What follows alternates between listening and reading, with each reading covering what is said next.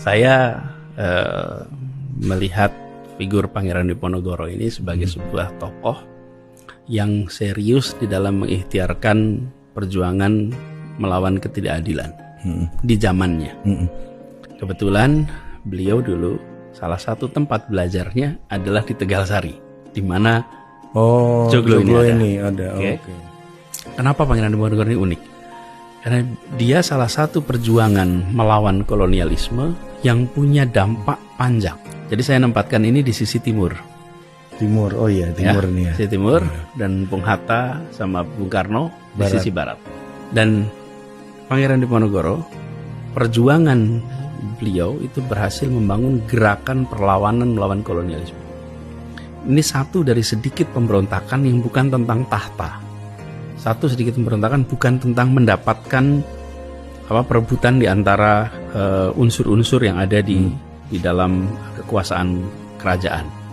Tapi ini adalah melawan praktek-praktek penindasan, praktek-praktek pajak yang berlebihan kepada rakyat kebanyakan.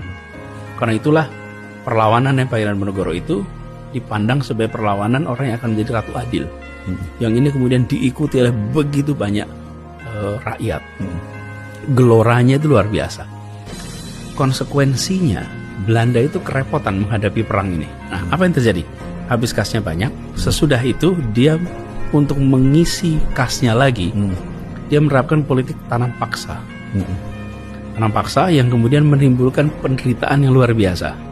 Yang kemudian di Belanda sendiri terjadi reaksi di parlemen Belanda dan lain-lain, memprotes atas tindakan yang tidak berperi kemanusiaan di kawasan Nusantara ini. Lalu mereka muncul dengan kebijakan politik etis, politik balas budi.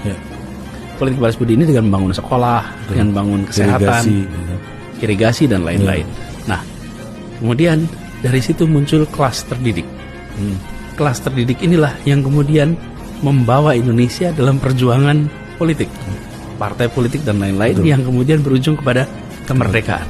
Jadi hulunya pergerakan ini, muaranya muncul generasi baru seperti Soekarno-Hatta yang berujung kepada kemerdekaan.